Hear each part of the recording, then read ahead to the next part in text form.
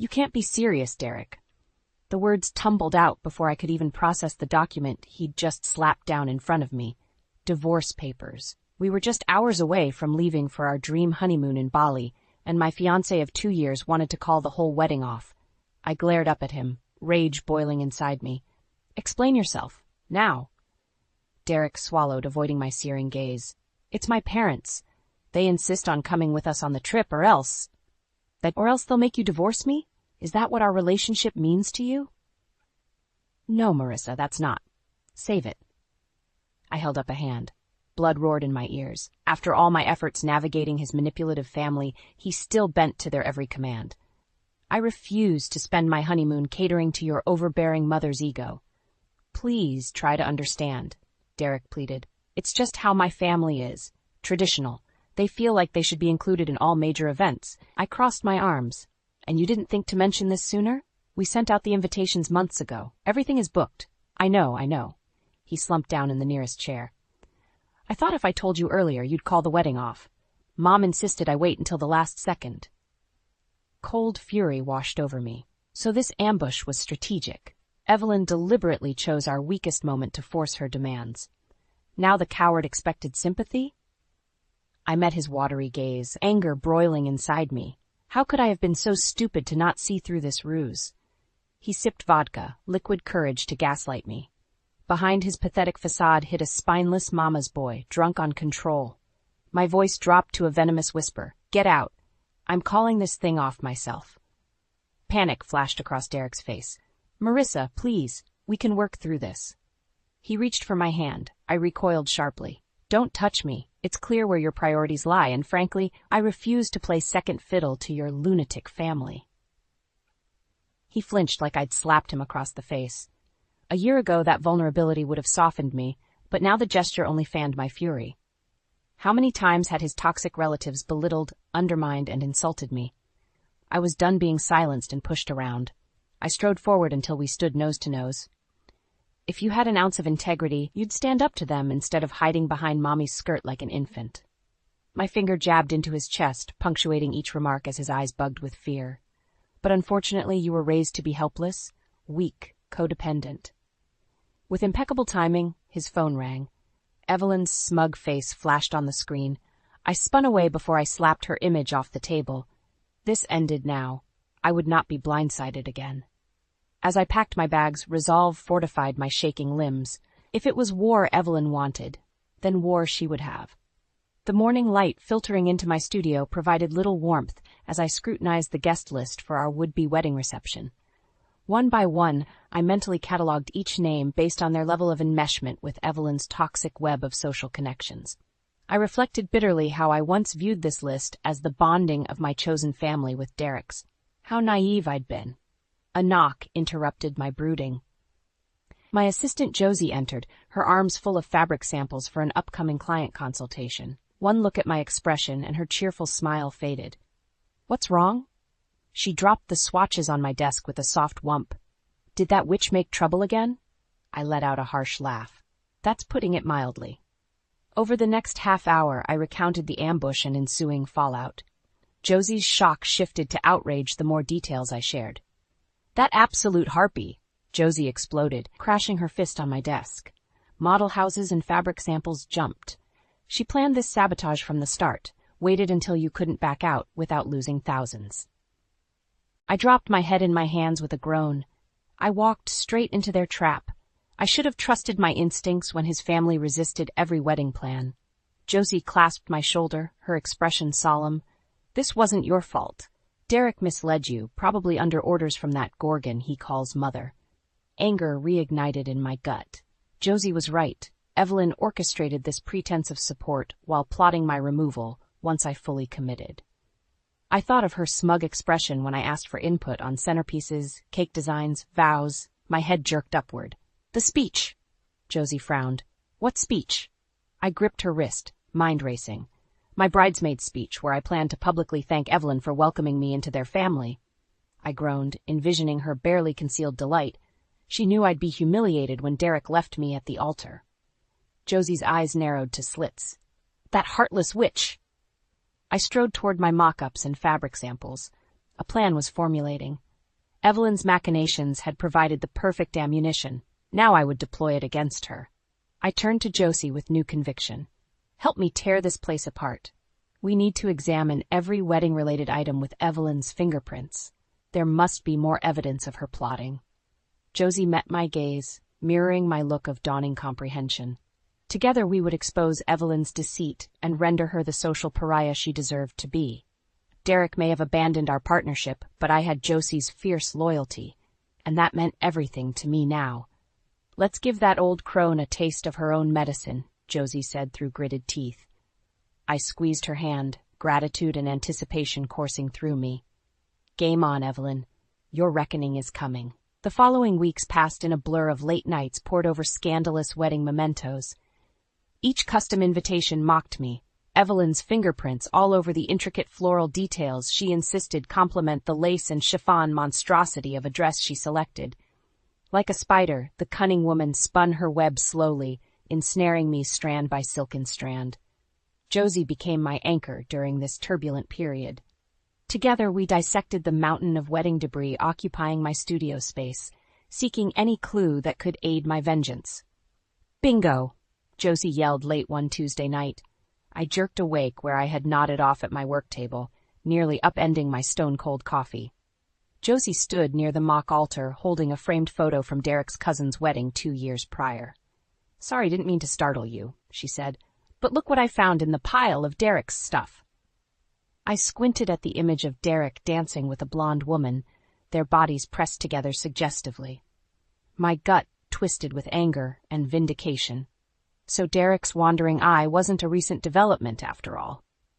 Josie shook her head with disgust. I remember Evelyn boasting this was the event where Derek introduced her to you. Guess she conveniently forgot the part where her darling boy toy got handsy with another woman behind his girlfriend's back. My fists clenched with the urge to hurl something fragile. Instead, I took a deep breath. Have that photo printed and discreetly show a few key people. Let the gossip mill do some work for us. Josie's grin turned wolfish. With pleasure. I know just who to share this with, too. That will get tongues wagging. She tucked the frame under her arm and sauntered out. As the door swung shut, my phone buzzed with an incoming text. The name sapped the momentary satisfaction right out of me.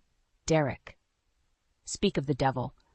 I stared down at the screen, debating between ignoring it and indulging my curiosity. Curiosity won out. Derek. Hey, babe. Mom's still pretty upset about us postponing the wedding. Wants to meet up to clear the air. I scowled. The gall of that woman playing innocent while her spineless son begged me to reconcile with her. Evelyn orchestrated this entire debacle. If anyone owed apologies, it was her. Still, the text presented an opportunity. Perhaps I could covertly gather intel for my brewing plot. And honestly, I craved watching Evelyn squirm when she realized her machinations failed. After some consideration, I typed a response. Me, fine. Meet me tomorrow at our old cafe, just you and me. Leave your mother out of this. Derek began typing immediately, but I silenced my phone and headed home before he could worm his way back into my thoughts further. I needed rest for the performance of a lifetime tomorrow. Evelyn would rue the day she chose me as her adversary. With Josie's help securing damning evidence, I would avenge myself yet. I arrived at the cafe early, surveying the space like a cougar seeking vulnerable prey. Fortunately, the quaint shop was nearly empty, save a few patrons nibbling scones with textbooks or laptops. I selected a small table in the back corner, ideal for monitoring the entrance while remaining inconspicuous. Right on time, the bell above the door chimed. I glimpsed Derek's sandy hair first as he scanned the room. His shoulders sagged with relief, spotting me tucked away. Odd. I expected to see his mother latched onto him despite my explicit request she not attend. Derek approached my table cautiously, as if nearing a hissing viper instead of his ex-fiance. He cleared his throat. Hey, Marissa. Thanks for agreeing to meet me. I gestured curtly to the seat across from me. Best to get straight to business since he decided to follow my instructions for once. Might as well use the opportunity for intelligence gathering. As Derek settled into his chair, I crossed my arms against my chest as a makeshift shield. His eyes held that familiar puppy dog look I once found so charming. Now it only amplified my disgust. How could I have loved such a feeble coward? Well, I prompted when the silence stretched uncomfortably. You insisted on this little chat, so speak. He winced at my biting tone. Right, I know tensions are high lately with my family. I cut him off with a sharp laugh. Are you seriously trying to blame your mother for ambushing me with divorce papers days before our wedding? I'm aware of her manipulations, but you stood there holding the dagger, Derek. I didn't want to. He held up placating hands to halt my tirade. Mom gave me no choice, said I had to show my loyalty or she'd cut me off. My lip curled with disgust. So it all came down to money then? I leaned forward. Time to poke the viper's nest. Well, you chose, and in doing so revealed exactly where we stood all along. That backstabbing display proved our relationship was a sham. Derek visibly paled. Come on, Marissa, don't say that. I still care deeply for you. His voice dropped. I was just protecting our future. I let out an acidic laugh that burned my throat. Our future? Don't make me laugh. I gripped his chin, relishing his wince. The only future you were protecting was your own, spineless as ever. I shoved his face away and grabbed my bag, resolved to purge this poison from my life forever. His gasps and stammers faded behind me as I strode proudly into my hard-won freedom. I strode out of the cafe with adrenaline pumping through my veins. The confrontation went even better than I imagined. Derek crumbled under the slightest pressure, revealing his spinelessness and Evelyn's vice grip on him. My suspicions were confirmed. Their family orchestrated this sabotage for financial gain, caring nothing for my dreams they eagerly crushed. Well, no more. I refused to waste another minute dwelling on their toxic web of lies. As I rounded the street corner, focused on hailing a taxi, my phone rang loudly. I didn't need to glance at the name flashing across the screen to guess who interrupted my dramatic exit. Likely the sniveling coward wanted the last word to salve his wounded pride. What do you want, Derek? I answered briskly, my tone sharp enough to sever bone. An acidic chuckle answered me instead. Come now, dear, is that any way to speak to your future mother-in-law? I froze in my tracks, knuckles whitening around my phone. Evelyn, I hissed between clenched teeth. To what do I owe the displeasure? Her answering laugh oozed false sympathy. Oh, I just had the most distressing chat with my son. He's absolutely inconsolable after your callous treatment earlier. Red flashed across my vision. I trembled with rage barely contained. Callous? I'm not the one who ambushed my fiance with divorce papers and ridiculous ultimatums days before our wedding. Each word shot out like bullets from a machine gun. If anyone has been callous, deceitful, and manipulative here, it's you. A weighty pause followed my accusations, heavy with unspoken threats. When Evelyn spoke again, her prim voice dripped venom. Clearly this wedding debacle has overwhelmed that dramatic little mind of yours. Let's avoid further unpleasantness for all parties, shall we? The implication stood starkly against her genteel words. Comply or live to regret it. This time I embraced my fury like armor. Here's an idea, I replied, danger lurking beneath my steady tone. Stay out of my life from this moment on. Keep your toxicity away from me and we'll have no issue. I relished the sharp intake of breath through the phone, waited eagerly for her scathing retort. Instead, flat resignation greeted me after a taut minute. I see. Well then. Her icy words sliced the tense silence between us. I wish you luck finding someone willing to tolerate that disrespectful attitude of yours. You'll certainly need it with your deficiencies. I stood trembling on that busy sidewalk long after she disconnected. The final veiled insult echoed in my ears, an ominous portent. But this time I refused to cower before Evelyn's threats. I would have the last word. Squaring my shoulders, I continued onward with purpose, fueling each stride. My taxi waited around the corner, engine rumbling in anticipation. I slid inside, resolve stealing my nerves. Where to, miss? One glance at Derek's desperate stream of texts solidified my intent. The airport, I announced. I'm taking back my life. The tropical heat enveloped me like a heavy wool blanket as I exited the airport. Despite the late hour, thick moisture clung to my skin, an apt metaphor for the drama I hoped to leave behind. I breathed deeply, orienting myself in this foreign environment. The scent of salt and palm trees mingled with exhaust fumes as luggage-toting tourists filed past me to awaiting cars. So different from the carefully cultivated towers of steel and glass I designed, yet intriguing in its chaotic harmony all the same. As I headed toward the taxi queue, my burner phone vibrated, startling me from my contemplative reprieve. I grimaced, expecting another pleading missive from Derek, likely begging me to reconcile after his latest sob session with Mommy Dearest. The coward remained so securely apron-stringed I wagered Evelyn still taste-tested his meals daily. Instead, an unlisted number flashed across the cracked screen. Against my better judgment, I answered. "Marissa Winters," I stated briskly. After the confrontation with Evelyn, taking risks felt exhilarating instead of terrifying. A throat cleared on the other end. "Marissa, it's Richard Thomas. We met at Derek's firm Christmas party a while back." I racked my brain trying to conjure a face. Flashes of ugly Christmas sweaters and watered-down cocktails surfaced.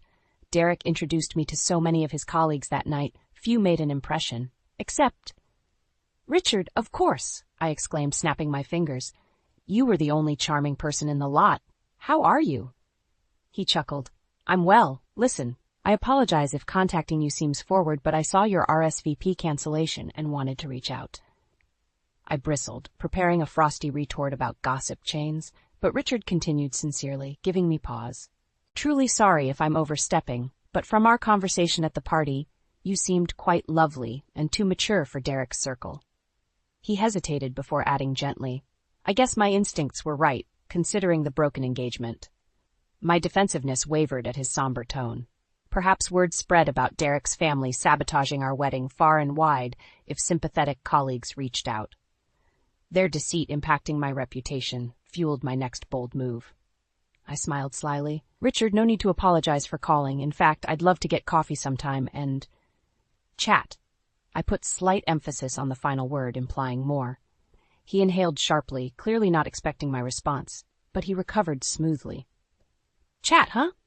I'd be delighted. Maybe over dinner instead when you're next in town? It's a date." After finalizing plans to meet up in a few weeks, I hung up feeling re-energized. An attractive, successful man sought my company despite the gossip. Already my revenge stirred interest. Whistling to myself, I climbed into the waiting taxi, directing the driver to my oceanside resort. As we lurched into chaotic traffic under swaying palms, I reflected on the remaining loose ends awaiting my return home. But for now, tropical adventure called. And with Richard's intriguing overture, both business and pleasure soon awaited me. Stunning Derek's circles with my quick rebound would deliver the ultimate vengeance. I intended to savor every minute of their downfall, starting now. The weeks apart served me well, bringing much-needed distance and clarity.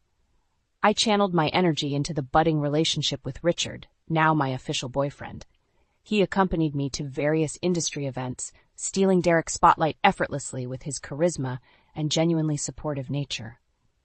My reputation not only remained untarnished from the broken engagement, but improved tenfold on Richard's arm.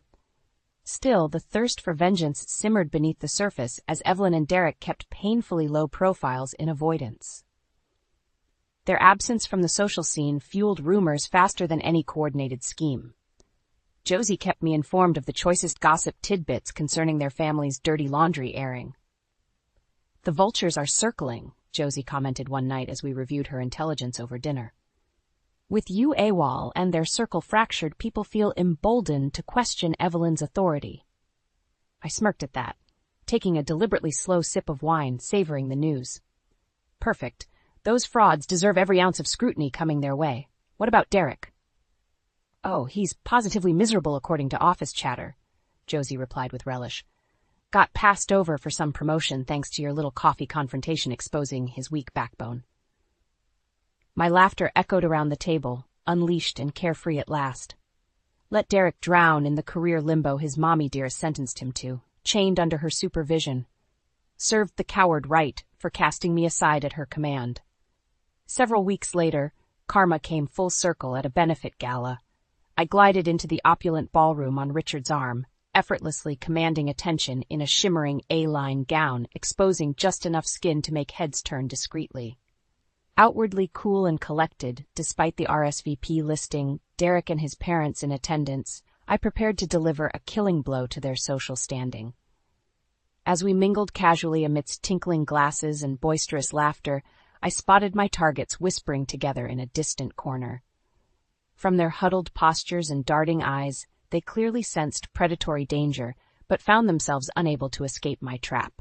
I left Richard chatting with a colleague and cut deliberately across the room, 2 flutes of champagne in hand, as I closed in for the attack. My glittering smile remained locked in place as I stepped neatly into their space, just as their urgent whispers died. "Evelyn, darling!" I exclaimed brightly, leaning in to brush her stiff cheek with mine as I extended a champagne glass. "How wonderful to see you." Evelyn's answering smile sharpened into a grimace under her expertly blended makeup.